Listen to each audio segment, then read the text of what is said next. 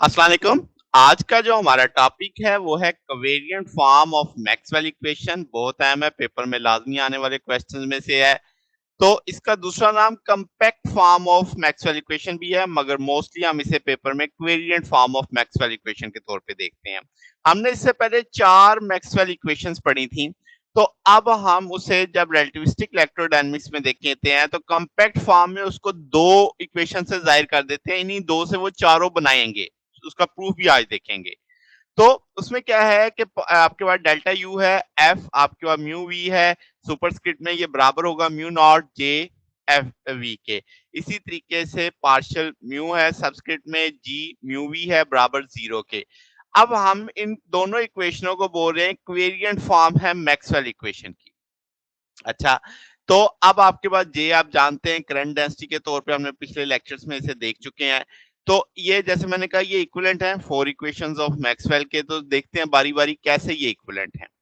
तो पहले इक्वेशन ले लेते हैं पार्श डेल्टा यू आपके पास एफ यू वी बराबर है म्यू नॉट जे वी के। अगर मैं वी 0 प्लेस करता हूँ इस इक्वेशन में तो देखें जहां-जहां वी आ रहा है उस जगह मैंने 0 प्लेस कर दिया।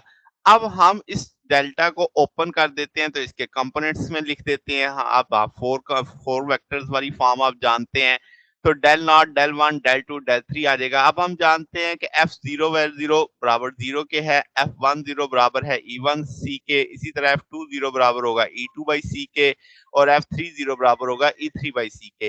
ये जो पिछला टॉपिक था हमारा इलेक्ट्रोमैग्नेटिक फील्ड टेंसर, उसमें ये सारी वैल्यूज ड्राइव की हुई हैं। वहां से पता चलता है कहाँ से आई। तो अभी मैं सिर्फ वहां से वो वैल्यूज उठा के लगाऊंगा। तो F00 चूंकि 0 है तो पहला फैक्टर तो नहीं आएगा, तो उसकी जगह मैंने 0 लगा दिया। F10 की जगह E1 बाई Z आ जाएगा, F20 की जगह E2 बाई C आ जाएगा, F30 की जगह E3 बाई C आ जाएगा।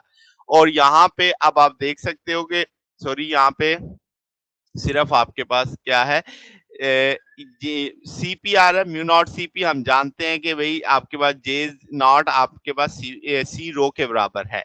ठीक है, तो अब आपके पास यहाँ से सी कॉमन लेके दूसरी तरफ ले जाएंगे तो वो सी स्केयर बन जाएगा। अब हम जानते हैं कि सी बराबर होता है square root 1 over epsilon naught mu naught के। अगर आप दोनों तरफ का स्क्वायर लेते तो ये सी स्क्वायर हो जाता, 1 over epsilon naught mu naught आ जाता है। म्यू नॉट उस तरफ ले जाते तो 1 ओवर एप्सिलॉन नॉट बचता सिर्फ। तो ये दोनों वैल्यूज की जगह हम 1 ओवर एप्सिलॉन नॉट लगा सकते हैं, वो लगा दिया। और ये सारी चीज किसके तौर पे लिखी जाती, ये आप लिखते डेल डॉट ई के। तो ये जो मैक्सवेल की सबसे बुनियादी पहली इक्वेशन थी उसके ऊपर ये आपके पास बन गई। यानी हमने इस जो उसकी कॉम्पैक्ट फॉर्म थी उससे हमने वो पहली इक्वेशन ड्राइव कर ली। फिर इसी तरीके से दोबारा वही इक्वेशन लेता हूँ। आपके पास डेल्टा यू है, डेल्टा म्यू है, एफ म्यू वी है, म्यू नॉट जे वी है। अब मैं वी की वैल्यू 1 लगा देता हूँ तो जहां जहां वी आ रहा है उसकी जगह 1 आ जाएगा। अब हमने लास्ट जैसे मैंने जिक्र किया इलेक्ट्रोमैग्नेटिक फील्ड टेंसर में ये वैल्यूज निकालनी, जो जो वैल्यूज लगनी है मैंने सबकी वैल्यू लगा दी। F01 की वैल्यू लिख दी, F11 की वैल्यू लिख दी, F21 की लिख दी, F31 की लिख दी। वो वैल्यूज मैंने यहाँ पे प्लेस कर दी। फिर हम जानते हैं कि जो F01 है वो बराबर तो माइनस E1 बाई सी के है, मगर हम उसको इसके बराबर भी मानते हैं कि 1 over C D A by D T, यानी जो आपका वेक्टर पोटेंशियल है, और डेल्टा फाई जो आपका स्केलर पोटेंशियल है। तो वो वैल्यू उस सोच के तहत हम ये यानी समझाया गया कि इसके बराबर आता है। ये भी हमने उस लेक्चर में देखा था इलेक्ट्रोमैग्नेटिक फील्ड टेंसर से पहले। तो अच्छा जी, वो वैल्यूज आपने प्लेस कर दी। अब आपने क्या किया कि इसमें से ये वैल्यूज आपने वैल्यू प्लेस की, E1 बाई सी की जगह वो वैल्यू लगा दी। तो ये आपके पास डेल्टा की सूरत में आ जाएगा। तो डेल क्रॉस बी आ जाएगा। इसके साथ मैंने सबस्क्रिप्ट में 1 लिखा है, इधर भी 1 चल रहा है। तो ये आपका फर्स्ट कंपोनेंट है इक्वेशन 4 का, यानी मैक्सवेल की जो चौथी इक्वेशन है अगर आप उसे देखें तो ये उसका फर्स्ट कंपोनेंट बनेगा।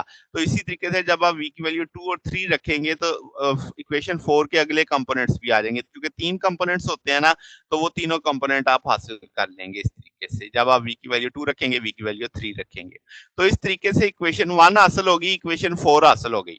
अब हमारे पास जो दूसरी इक्वेशन थी कि डेल्टा म्यू बराबर है जी म्यू वी बराबर 0 के। अब v 0 रखो तो जहां v आ रहा है उसकी जगह 0 लगा दिया, फिर डेल्टा को ओपन कर दिया। उसी तरीके से हम जानते हैं G00 होता है, बाकी फैक्टर वैसे लिख दिए। तो इस सारे को आप डेल डॉट बी के तौर पे लिख सकते हैं।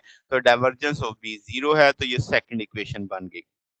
फिर उसी तरीके से V1 रखेंगे इसी सेकंड इक्वेशन में, तो आपके पास ये वैल्यू आ जाएगी। जहाँ-जहाँ अब आपके पास G01 है, B1 के बराबर आ जाएगा, G11 0 के बराबर होगा, 21 आपके पास E3/C आ जाएगा। ये डुअलिटी में जब हमने पढ़ा था इलेक्ट्रोमैग्नेटिक फील्ड टेंसर में, वहाँ पे ये वैल्यूज़ आई थी इसकी, तो वो वैल्यूज़ प्लेस कर दी हमने इस जगह। तो इस जगह पे हमने 1/C कॉमन उठा के इसे इस तौर पे लिख सकते हैं। तो आपके पास ये इक्वेशन नंबर 3 बन गई। 3 का जो फर्स्ट कंपोनेंट है, इसी तरह v की वैल्यू 2, 3 रखेंगे तो दूसरे कंपोनेंट आ जाएँगे। तो इसका मतलब अब इस इक्वेशन से मुझे जो क इक्वेशंस मिली मैक्सवेल की वो 1 और 4 मिली, और इस इक्वेशन से जो मुझे हासिल हुई वो 2 और 3 मिली।